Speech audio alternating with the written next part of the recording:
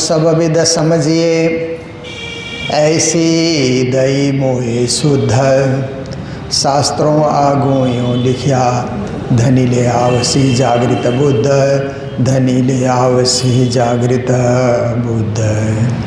बोलो कृष्ण कन्हैया लाल की, श्री निजानंद स्वामी की, श्री प्राणनाथ प्यारे की, महारानी बाईजुराज की, महाराजा छत्रसाल की, बाबा दयाराम साहेब की, गुरुजी मंगलदास महाराज की, श्री कृष्ण प्रणामी धर्म की, तीनों पुरी धाम की, सर्व सुंदर साथ की। यों कई विध समझाए दुनिया, अनेक लिखे निशानियाँ प्रणाम। उपस्थित धर्म प्राण शिरोमणि सुंदर साथ जी, माताएं बहनें भाइयों, आज प्रयागराज जहाँ हमारे सुंदर साथ बरसों से रहते हैं और मंदिर में सदा सम्मिलित होकर के राज्य का भजन पूजन करते रहते हैं, और इसी भूमि में हम लोगों को भी कभी कुंभ मेला, कभी माघ मेला और कभी पद्मावतीपुरी धाम का मेला, तो अलग से प्रयागराज के लिए प्लान बनाना नहीं पड़ता है। नज़दीक के कार्यक्रम आते हैं तो स्वयमेव हम लोग आ ही जाते हैं, सम्मिलित होते हैं सुंदर साथ से मिलने जुलने का। और जब भी आए तो एक वाणी चर्चा, क्योंकि हमारी आत्मा का खुराक यही है। शरीर का खुराक तो हम संसार में जितने भी सात्विक भोजन है ना, सब कुछ कर लेते हैं। सतगुणी भोजन जहाँ भी मिलता है हम भूखे कहीं नहीं रहते हैं, क्योंकि शरीर का आहार है, उसके बिना शरीर चलेगा ही नहीं, आगे बढ़ेगा ही नहीं। जरूरी है। आत्मा का खुराक ऐसा है कि शरीर का खुराक तो 4 बार भी देना पड़ता है कभी कभी। सुबह उठे, पूजा पाठ किए, फिर नाश्ता, पहला खुराक हो गया। दिन में 12 बजे के बाद फिर 12:30 से 2 बजे के बीच में आप देखिए दिन का भोजन होता है, दूसरा खुराक हो गया। फिर 4-5 बजे के बीच में चाय और कुछ हल्का फुल्का नाश्ता, कुछ नहीं तो कई लोग बिस्किट भी ले लेते हैं, तो तीसरा खुराक हो गया। रात को सोने से पहले रात्रि भोजन, वो चौथा खुराक हो गया ना। 4 बार शरीर को आहार दिया जाता है। पर आत्मा के लिए सिर्फ 2 बार आहार की जरूरत है। सुबह की पूजा, शाम की पूजा। इतना आप नित्य नियम से करेंगे तो आत्मा का खुराक हो जाता है। आत्मा तृप्त होगी, आत्मा खुश होगी, आत्मा प्रसन्न रहेगी। और आत्मा प्रसन्न होगी तो सब कुछ सही सही लगता है, सब कुछ ठीक ठीक लगता है। आत्मा से ही आप दुखी हैं, अंदर से ही आप दुखी है तो कुछ भी अच्छा नहीं लगता है। अंदर से दुखी है, कोई शादी ब्याह में जाइए, कितना सजा हुआ होता है ना। बाहर से देखो तो लाइटों की सजावट, धूम धाम, गेट इतना सुंदर सजा हुआ होता है। अंदर जाओ तो कारपेट बिछे हुए और कुर्सियां लगी हुई, खाना पीना, दुल्हा दुल्हन को वहाँ बिठाने के लिए सुंदर सजावट। पर जो व्यक्ति अंदर से दुखी है, ऐसी जगह जाएगा तो भी वहाँ सुख नहीं मिलता है उसको। कितना ही बढ़िया खाना वहाँ पर मिले, उसको सुख नहीं मिलता है। और आत्मा से सुखी है तो कहीं भी जाओ सुखी मिलता है, शांति मिलती है, आनंद मिलता है। इसलिए आत्मा को सुखी रखने के लिए, आत्मा को प्रसन्न रखने के लिए सेवा पूजा और वाणी का पठन पाठन जितना हमसे हो सके पारायण करते रहें घर में। और जब जब भी मौका मिले तो वाणी चर्चा हम सुने, तो उससे वाणी का अर्थ खोल कर हमें सुनने का, समझने का, जीवन में उतारने का, अपनाने का मौका मिल जाता है। तो देखिए आज की चौपाई में श्री जी महाराज हमें समझा रहे हैं, अनेक लिखे निशानियाँ। धर्मशास्त्रों के अंतर्गत ब्रह्म सृष्टि की निशानियाँ, सब जगह ब्रह्म सृष्टि शब्द तो नहीं आया, पर एक उत्तम सृष्टि, निर्गुणी सृष्टि और मुक्त सृष्टि खासल खास करके, और इसी प्रकार से चूजन पीपल के रूप में बाइबल में चूजन पीपल करके ऐसे लिखा हुआ है। शब्द अलग अलग हैं पर महिमा ब्रह्म सृष्टि की है। महान आत्माओं की जो ब्रह्म के समान है, ऐसे सृष्टि की महिमा लिखी गई है। क्योंकि परमात्मा ने देखा कि मेरी सृष्टि उतर रही है ब्रह्म सृष्टि, तो उनको सब लोग मान सम्मान करें। क्योंकि आप जानते हैं कि प्राणनाथ जी जागनी यात्रा में निकले, कितना कठिन समय था। सदगुरु का समय और कठिन था, अकेले चलना और जगह जगह कहाँ खाना, कहाँ पीना, कहाँ सोना, कुछ ठिकाना नहीं। जब तक कच्छ आए और कच्छ में भी 1 साल तक भ्रमण करते रहे, फिर हरिदास जी के पास आए, ये सब भी तक हम लोग सुनते हैं। और प्राणनाथ जी महाराज जब धर्म प्रचार में जामनगर से निकले तो पहले से कोई खबर भेजने के लिए कुछ व्यवस्था उस समय नहीं होती थी, या तो किसी आदमी को ही पहले से भेजो। पहले देखिए ना, शादी ब्याह में भी क्या होता था कि बारात में कितने लोग आ रहे हैं बताने के लिए 2 आदमी पहले भेज दिया जाता था, 1 दिन पहले ही, कि लगभग इस समय में पहुंचेंगे और इतने आदमी आ रहे हैं।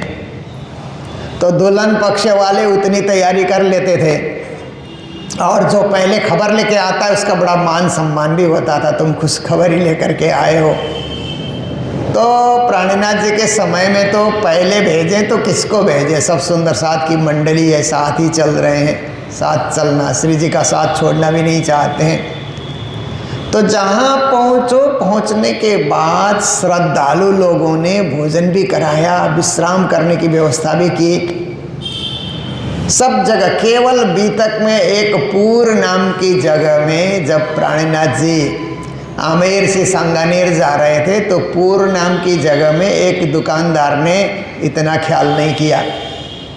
दुकान के बाहर श्री जी महाराज बैठे रहे तो रात भर भूखा रहना पड़ा। एक ही जगह बीतक में प्रसंग आता है कि एक आदमी ने नहीं पहचाना श्री जी महाराज को, तो दूसरे दिन तो शेख बदल और मुकुंदास जी आए, फिर सब भोजन की व्यवस्था, फल फूल की व्यवस्था हो गई।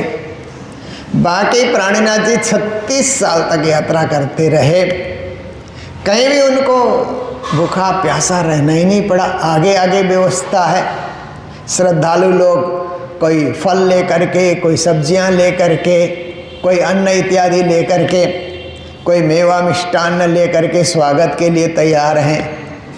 तो प्राणीनाथ जी महाराज कहते हैं ये साक्षात मूल स्वरूप पूर्ण ब्रह्म परमात्मा ने ब्रह्म सृष्टि के लिए ऐसी व्यवस्था कर दी। ये उन्होंने ये मेरी आत्माएं भूखी न रहें, मेरे सुंदर सात जगत में जाकर के कष्ट न पाएं, इसके लिए उन्होंने ऐसी व्यवस्था की है। तो कहते हैं अनेक लिखे निशानियाँ शास्त्रों में, ब्रह्म सृष्टि ऐसे होंगे, निर्गुण होंगे, जहाँ कहीं नहीं खाएंगे और एकदम निष्ठा से रहेंगे, परमात्मा की भक्ति किए बिना, परमात्मा को चढ़ाए बिना कोई चीज़ ग्रहण करते ही नहीं है, प्रसाद के रूप में ही वो ग्रहण करते हैं। ये सब निशानियाँ उनकी जगह जगह लिखी हुई है। करावने अपनी पहचान, उन ब्रह्म सृष्टि की पहचान जगत वालों को कराने के लिए कि महान आत्माएं कैसी होती है, दुनिया वाले भी जाने, इसके लिए ये सब व्यवस्था की गई थी। जाने सब कोई सेवे इनकी, फिर जब लोग जानते हैं तो सेवा भी करते हैं ना, जानकारी नहीं है तो सेवा नहीं होती है ना। जैसे आप देखिए कि किसी के घर में सुंदर साथ आ गए, जानकारी नहीं है तो ऐसे बैठ करके गपशप करते रहेंगे, जानकारी है तो पहले से पानी पिलाना है कि चाय पिलाना है कि नाश्ता कराना है। कुछ नहीं लेना चाहेंगे तो राज्य का प्रसाद लीजिए, राज्य को भोग धराए हुआ चंदन प्रसाद देने से कितने खुशी से लेते हैं ना। तो जिनको जानकारी है वो लोग तो पहले से सेवा की तैयारी कर लेते हैं, क्योंकि माता पिता ने बता रखा है, बड़े बुजुर्गों ने बता रखा है कि कोई सुंदर साथ या साधु संत महात्मा कोई आए तो उनकी सेवा करो। पर जिसको जानकारी नहीं है तो शास्त्रों ने जानकारी दी है, जो शास्त्र पढ़ेंगे, गीता भागवत रामायण उपनिषद जो लोग पढ़ेंगे उनको जानकारी मिलेगी। तो श्री जी महाराज यहाँ कहते हैं कि सब कोई सेवा करें, इसके लिए ये जानकारी शास्त्रों में पहले से दी गई।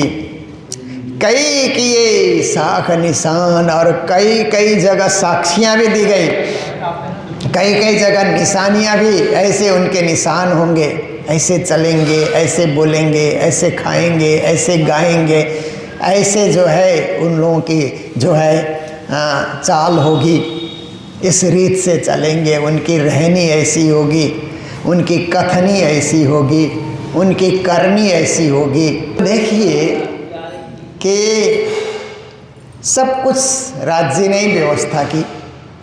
संसार के अंतर्गत देखिए हम लोग संसार में आए हैं तो इतने अन्न फल फूल पैदा करना ये राज्य की तो व्यवस्था है। खेती करने वाले तो मेहनत करते हैं पर उसमें फल देना, वृक्ष में फल देना, पौधे में अन्न देना, ये सब राज्य की व्यवस्था है। तो श्री जी महाराज कहते हैं उन्होंने हमारे लिए कोई कमी नहीं रखी, सब प्रकार से सुंदर साथ के लिए उन्होंने व्यवस्था की है। यूँ कई विध समझाई दुनिया, और दुनिया को समझाने के लिए कई शास्त्रों का उद्भव भी राज्य ने किया। इसीलिए श्रृंगार ग्रंथ में एक चौपाई आती है कि कि राज्य महाराज की जो रसना है, रसना ये जिह्वा को बोलते हैं ना, जिह्वा चलती है तो हम बोल सकते हैं, जिह्वा नहीं चलेगी ना तो हम नहीं बोल सकते हैं। देखिए बोली तो अंदर से निकल रही है, पर उस बोली को स्पष्ट करने के लिए हमारे अंदर जो जिह्वा है वो अंदर ही अंदर काम कर रही है।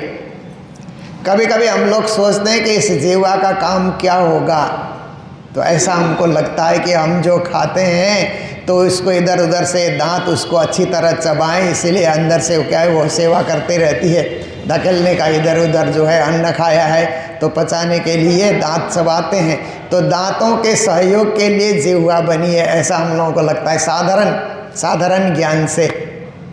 पर थोड़ा गहराई के ज्ञान से आप देखिए तो हमारी बोली को स्पष्ट रूप से प्रकट करने के लिए जिह्वा काम कर रही है। और जिस दिन जिह्वा काम करना छोड़ देगी उसकी बोली स्पष्ट होगी नहीं, समझाई ही नहीं, आप समझ ही नहीं पाओगे। जीभ लड़खड़ाने से कुछ आवाज़ नहीं समझ आती है। मैंने देखा दुनिया में दो लोगों की आवाज़ नहीं समझ आती है। कौन लोग? एक तो पान गुटखा मुंह में भर करके बोलते हैं ना, उनकी आवाज़ भी नहीं समझ आती है, वो थूकना ही नहीं चाहते हैं, मुंह में रखे रखे और ऐसे करके बोलते हैं ना। आप लोगों ने भी कभी अनुभव किया होगा, कई कई ड्राइवर ऐसे मिल जाते हैं।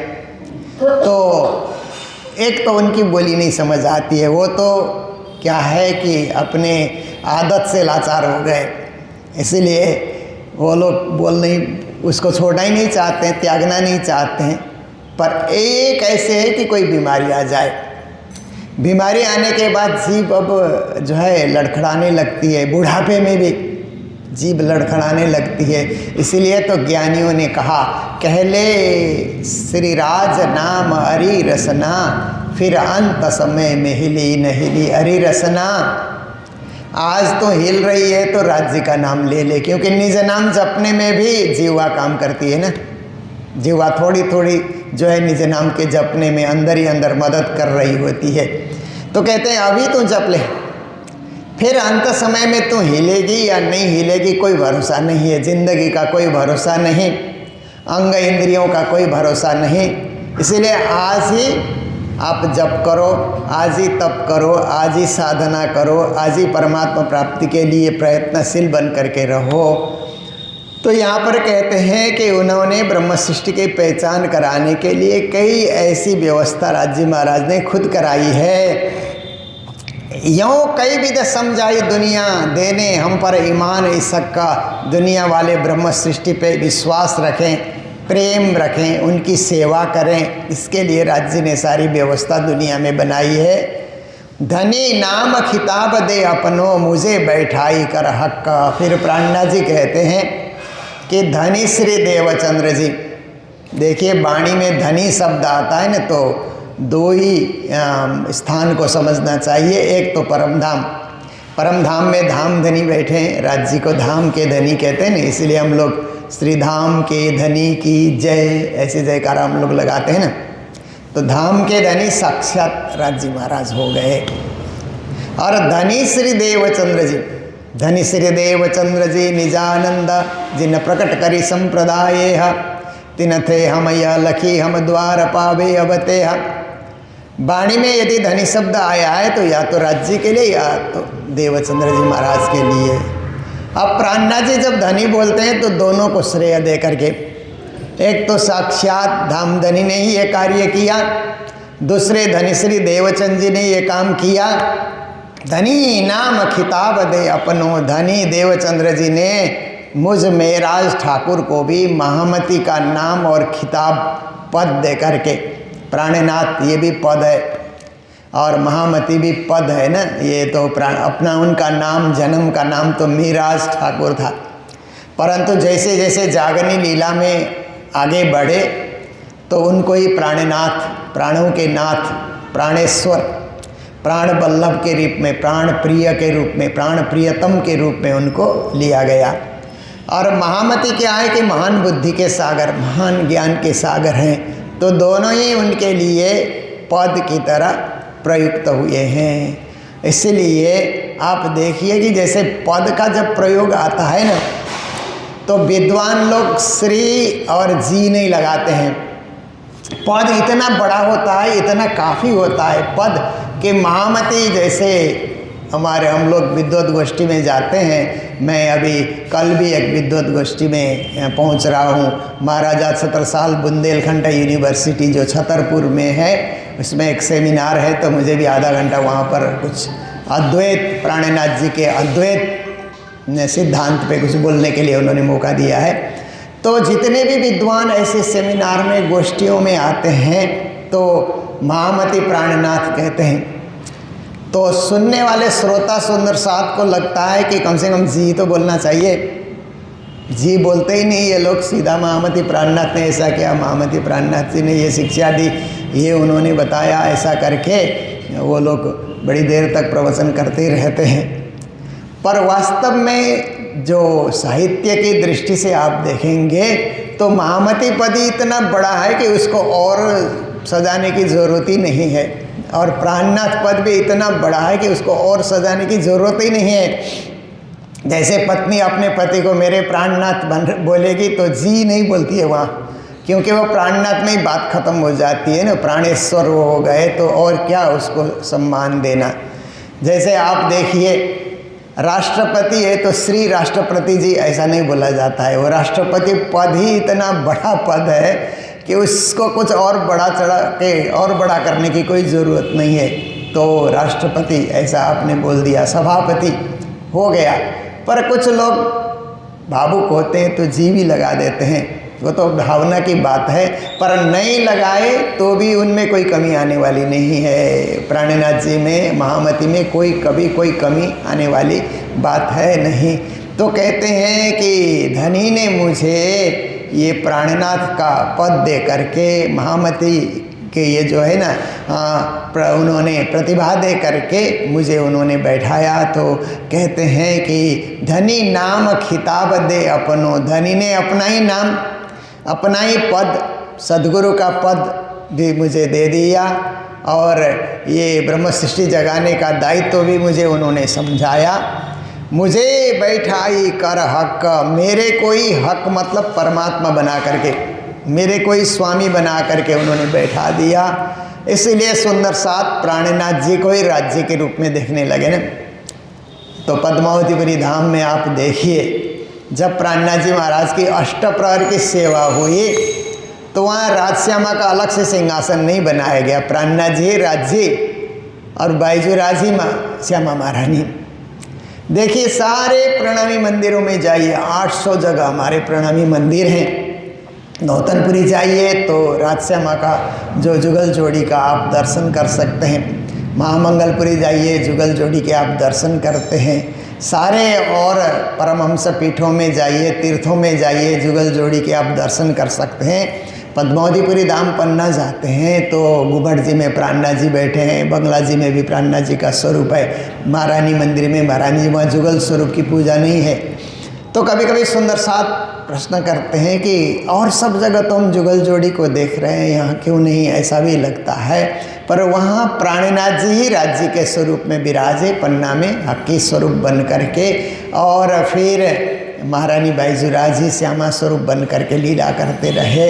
इसलिए वहाँ उन्हीं की पूजा होती है, राजश्यामा के रूप में वही है, ऐसा भाव लेकर के वहाँ पर पूजा किया जाता है। तो यहाँ यही बता रहे हैं कि धनी ने मुझे बैठाई कर हक, मेरे कोई धनी बना करके, मेरे कोई स्वामी बना करके, मेरे कोई पुरुषोत्तम बना करके वहाँ पर साक्षात धामधनी ने मुझे बैठाया।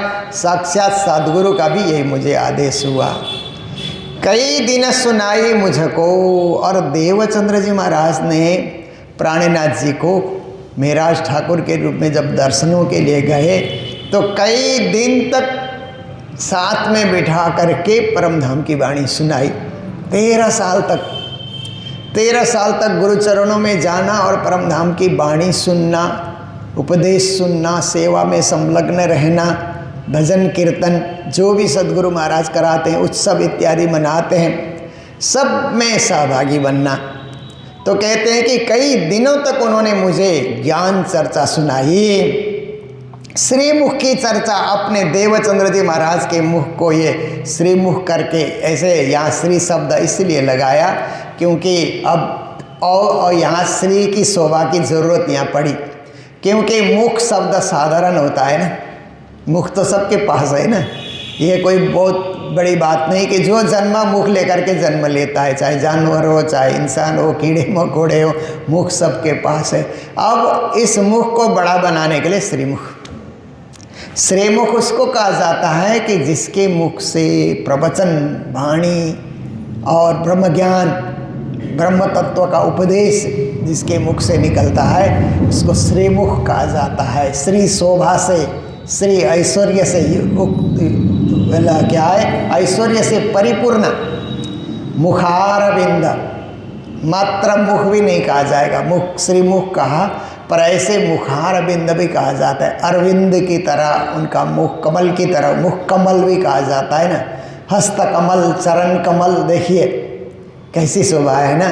तो इस प्रकार से धनी देवचंद्र जी महाराज ने अपने श्रीमुख के द्वारा साक्षात मेरे सामने उन्होंने परमधाम की चर्चा भी मुझे सुनाई और सभी विध समझी, मैंने भी सब विधि से उसको समझा, उतारा, जीवन में अपनाया। सद्गुरु का ज्ञान मैंने एक एक शब्द को हृदय में सजाया, उसको व्यर्थ जाने नहीं दिया, मैंने पूरा ग्रहण किया।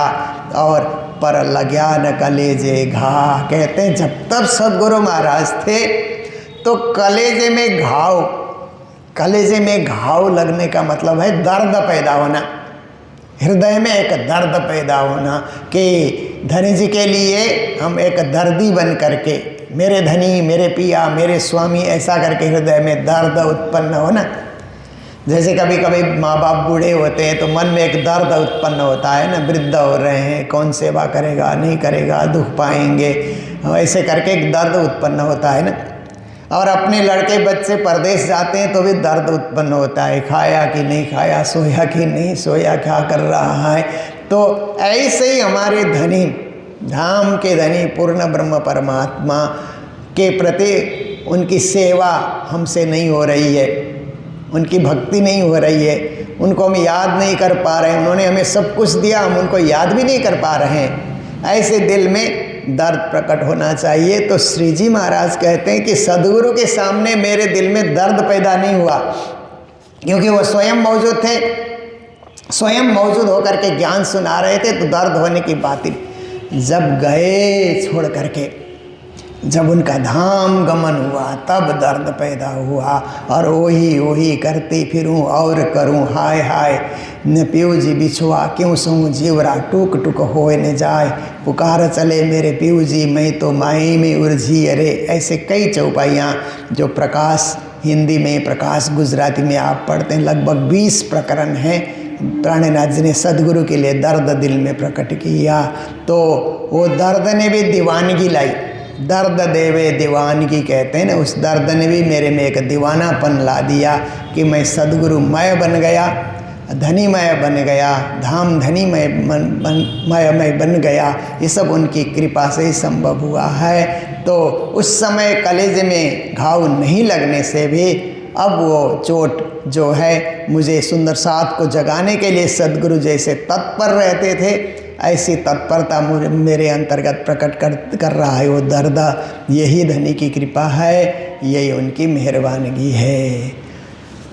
तो आज इतने में ही रखते हैं, क्योंकि मुझे आज 2 जगह कार्यक्रम है। एक तो महामती प्राणनाथ डिग्री कॉलेज है, उसमें अभी एमए के भी 2 क्लास खोलने के लिए गवर्नमेंट ने आदेश दिया है। बीए तक का तो चलता ही था, 2 सब्जेक्ट एमए के भी वहाँ शुरू हो रहे हैं। तो वहाँ पर एक मीटिंग है, मैं वहाँ रहूँगा, क्योंकि वो भी प्राणनाथ जी के नाम से बना है। तो हम लोग समय देते हैं उस कॉलेज को खूब आगे बढ़ाने के लिए, हम लोग प्रयास करते हैं।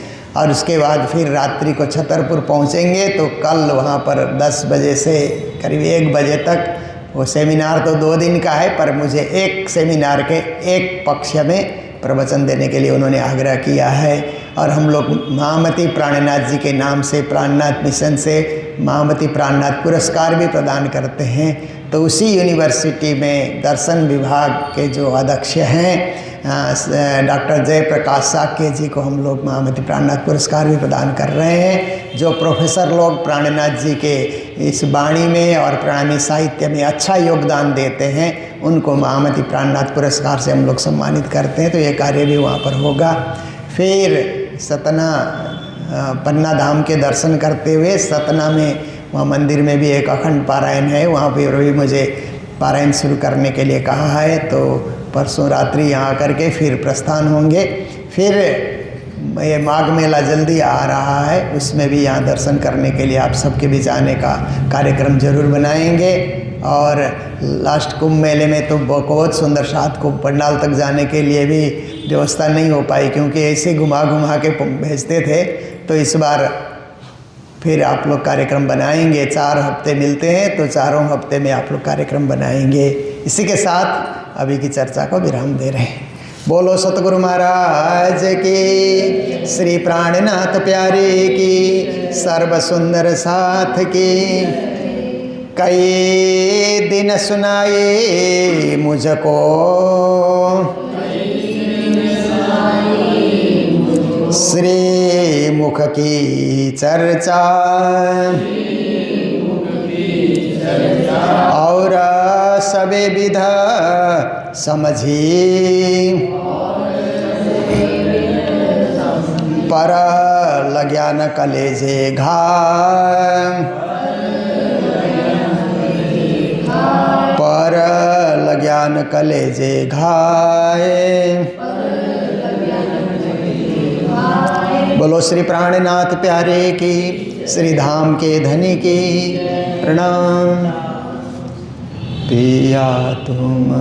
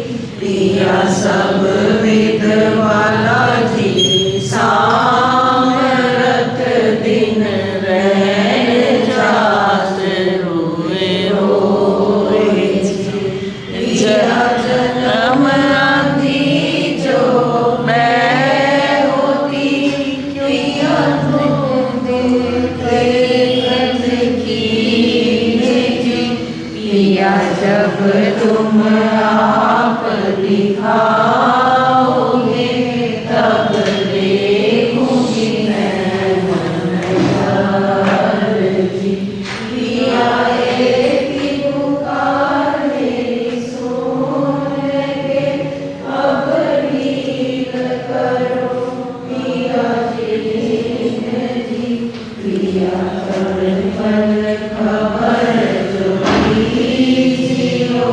मैं अर्ज करूं।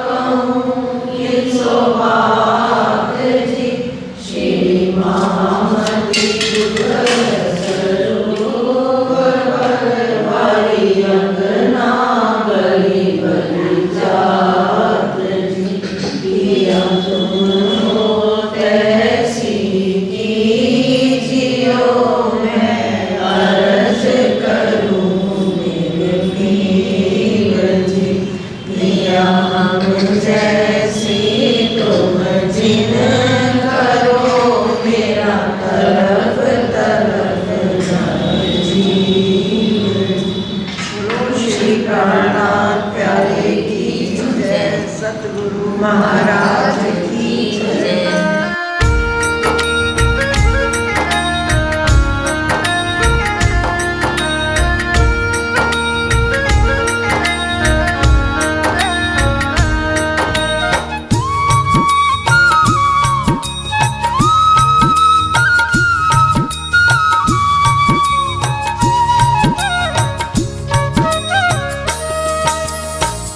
श्याम सुंदर मन मंदिर में आओ आओ। श्याम सुंदर मन मंदिर में आओ आओ। हृदय कुंज में राधा नाम की, हृदय कुंज में राधा नाम की बंसी सुनाओ सुनाओ, बंसी सुनाओ